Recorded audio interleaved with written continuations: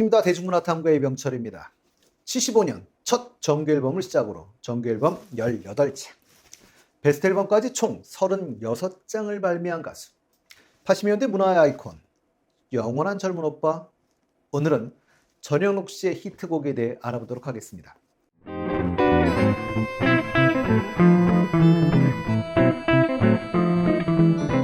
전영록 씨가 오랜 시간 사랑받으며 히트할 수 있었던 것은 다양한 장르와 발성의 변화를 추구하였기 때문일 텐데요. 전영록 씨의 히트곡을 오늘은 시대순으로 한번 알아보도록 하겠습니다.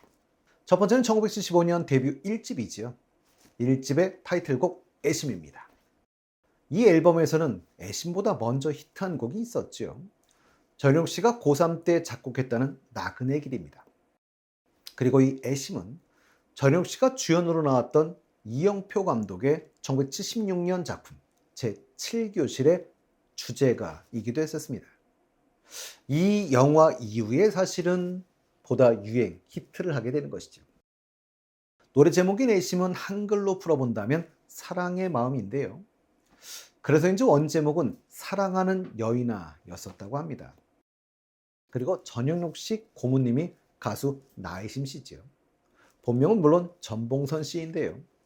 고모님이 가끔 이렇게 말씀하셨다고 하지요. 날 위한 노래. 그래서 좋아하셨다고 합니다.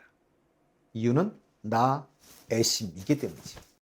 잘 보시면 애심의 가사는 1절은 떠나간 사람에 대한 이야기인데 갑자기 2절은 헤어질 거면 정들지 말고. 그러니까 1절과 2절의 맥락이 맞지를 않는데요. 그건 2절 가사가 프랑스의 시인인 장 코크토의 시에서 영감을 받은 거여서였다고 합니다. 인기가수 전영록 씨의 최고 인기 가수로 만들어준 건 사실은 1982년 6집 앨범이라고 봐야 할 것 같습니다. 물론 앨범 타이틀곡은 지나간 시절의 연가였었는데요. 이 곡은 서울국제가요제 빌보드상을 수상한 곡입니다. 서울국제가요제 참가곡 중 미국 음악 잡지 빌보드가 가장 팝스러운 곡을 선정해 수여하는 상이고요. 전영록 씨는 이 상을 수상한 후에 또 나가고 싶어서 윤신혜 씨와 함께 83년 서울국제가요제 연민이란 곡으로 출전을 하지요. 그리고 다시 한번 빌보드상을 수상하기도 했었습니다. 그러나 이 앨범의 최고 히트곡은 누가 뭐래도 종이약이지요.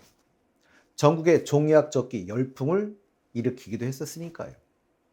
이 곡은 사실 유명한 에피소드를 가지고 있는 곡이기도 하죠.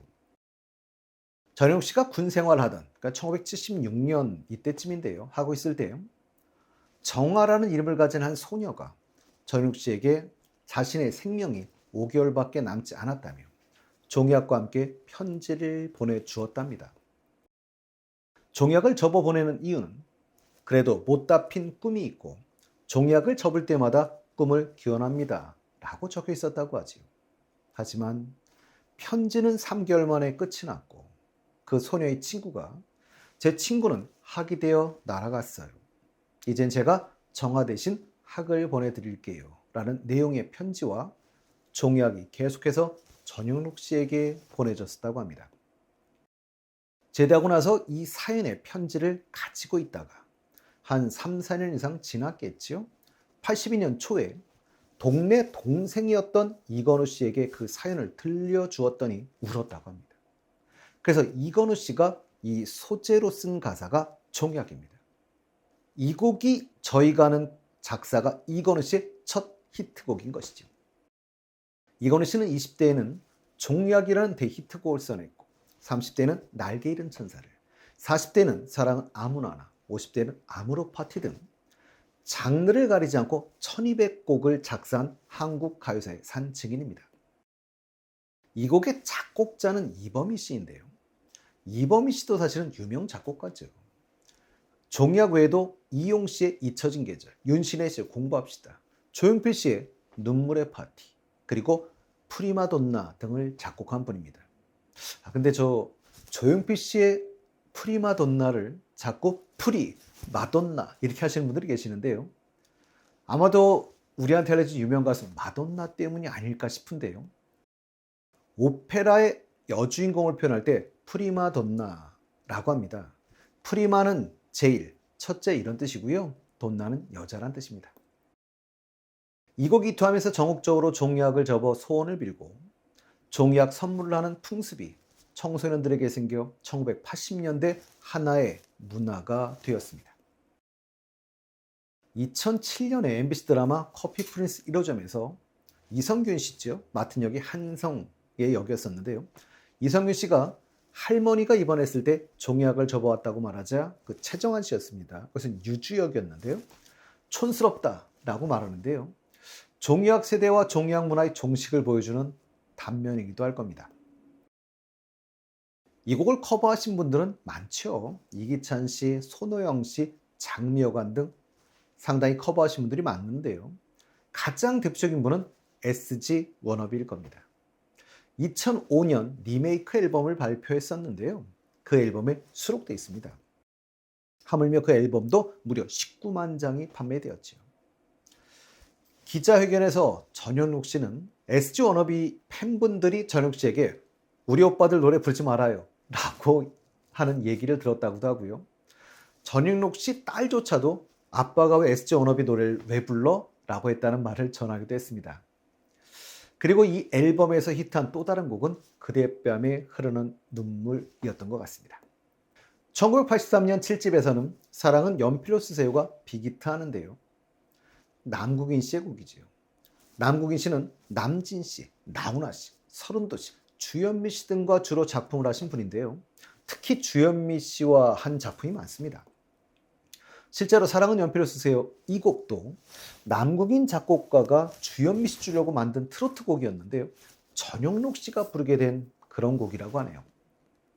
그래서 전영록 씨가 주현미 씨에게 많이 미안해서 주현미 씨를 주려고 만든 곡이 얄미운 사람이었는데요. 김지혜 씨가 이 곡을 부르게 되지. 역시 곡의 주인은 따로 있나 봅니다.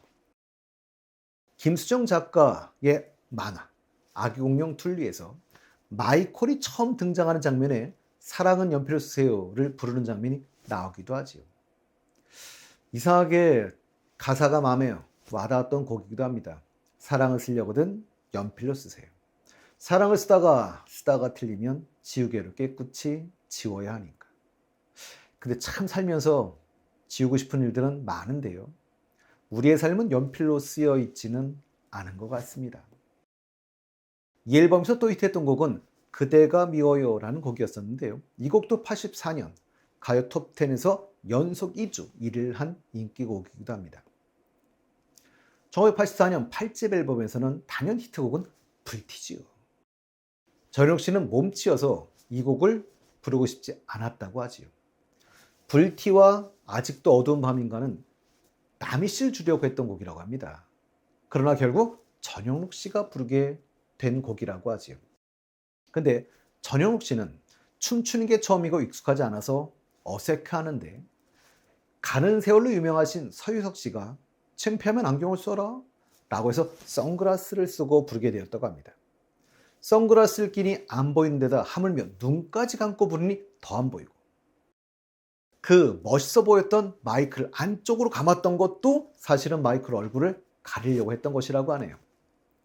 그리고 포즈도 서유석 씨가 엘비스 프레슬리처럼 해보라고 한 그 자세였다고 합니다. 그래서 그냥 엘비스 프레슬리처럼 그냥 다리만 흔들었는데 거기에 그 당시에는 소방차로 데뷔하기 전이었던 그러니까 짝꿍으로 활동하고 있었던 정원관 씨가 다리를 옆으로 빼라고 해서 그걸 뺀 거라고 합니다. 비트가 강한 곡인데요. 더욱이 기억에 남는 건 저희 뭐가 있어요? 중간에 숨소리지. 이 곡의 백미인데요. 근데 이것도 녹음 당시에 나온 애드립이었다고 합니다. 그리고 8집의 또 다른 히트곡은 아직도 어두운 밤인가 봐인데요. 김수정 작가는 사실은 전욱 씨를 무척 좋아하셨나 봐요. 만화 아기공룡 둘리에서 둘리가 고길동과 텔레비전을 보면서 말다툼을 하는 장면에서 아직도 어두운 밤인가가 흘러나오죠. 이때 둘리가 좋아하면서 따라 부르는 이런 장면도 나오기도 합니다. 1985년 9집에서 일단 그대 우나바가 히트하지요. 가요톱10 2주 연속 1위를 하기도 한 곡이었습니다. 전현욱 씨가 작사하고 위대한 탄생의 기타리스트 출신 유영선 씨가 작곡한 곡인데요. 전현욱 씨의 둘째 딸 우람양이 한 방송에서 아빠 노래 중 가장 좋아한다고 했던 노래이기도 합니다. 전용 씨는 2021년 MBN 헬로 트로트의 심사위원으로 활약을 하실 때 이 방송에서 전용 씨가 열창하기도 했던 곡이기도 하죠. 9집 앨범의 또 다른 히트곡은 내 사랑 울보인데요. 이 곡은 전영록 씨가 전 티아라 멤버였던 큰딸이 있죠. 보람양입니다. 이 보람양으로 해서 만든 곡이라고 하지. 이 곡도 가요톱10 2주 연속 1위를 한 곡이고요. 1986년 전국 DJ협회에서 뽑은 신청곡 1위 곡으로 당대 최고 인기를 누렸던 곡이기도 합니다. 옛날 양상문 롯데 감독에 의하면 선동열 당시 삼성 감독이 가장 애창하는 곡이라고 말한 적도 있습니다. 그리고 KBS계 콘서트의 한 코너였던 유치 개그에도 삽입되기도 했던 곡이기도 하죠. 1987년 10집에서는 1987년 KBS 가요대상 수상곡인 하얀 밤에가 들어있는데요. 2011년 불의 명곡 전설을 노래하다 전영록 씨 편에서 어렸을 적부터 전욱 씨를 닮고 싶어 했다는 홍경민 씨가 하얀 밤에를 편곡해 불렀었는데요. 전욱 씨가 기립박수를 치기도 했었습니다. 홍경민 씨는 전욱 씨를 무척 좋아하시는 것 같아요. 2016년에 다시 열린 전영록 씨 편에서 그때도 얄미운 사람을 부르기도 했었고요. 다른 방송에서도 사랑은 연필로 쓰세요 등 전욱 씨 노래를 자주 부른 가수이기도 합니다. 이 앨범에서 전혁 씨가 작사, 작곡한 이제 자야나 봐도 사실은 큰 히트를 치지요. 요즘은 이상하게 이 노래 가사도 자꾸 마음에 와닿습니다. 이젠 자야나 봐. 정말 자야 하는데 생각은 많고 잠이 잘 오진 않네요. 1988년 11집의 대표곡은 저녁놀인 것 같은데요. 이 곡은 1988년 전국 DJ연합회가 선정한 올해 인기곡 1위를 한 곡이기도 합니다. 떼창곡의 시작이라고 할 수 있는 그런 곡이지요. 전영록 씨가 부르면 모두가 따라 부르던 그런 곡이었습니다. 전영록 씨는 이 곡이 본인의 이름과도 비슷하다고 하셨는데요. 전영록, 전영놀. 한번 직접 생각해 보시기 바랍니다. 이 곡은 인천 서해바다에서 전영놀을 보고 영화 음악에서 영감을 받아 만든 곡이라고 하는데요. 이외에 제가 이 앨범이 기억나는 곡은 추억도 기억이 납니다. 86년과 87년 2년 연속으로 KBS 가요대상의 대상을, 87년에는 MBC 가요대상도 수상했습니다. 86년에서 88년은 전용 씨가 가수로서 최전성기였다고 할 수 있을 것 같습니다. 그러나 그 이후, 물론 여전히 노래하는 싱어송라이터인 건 맞습니다. 그러나 그 이후에는 주로 다른 가수들에게 곡을 만들어 작곡가로 활동하게 되는데요. 다음 시간에는 작곡가 전영록에 대해서 한번 알아보도록 하겠습니다.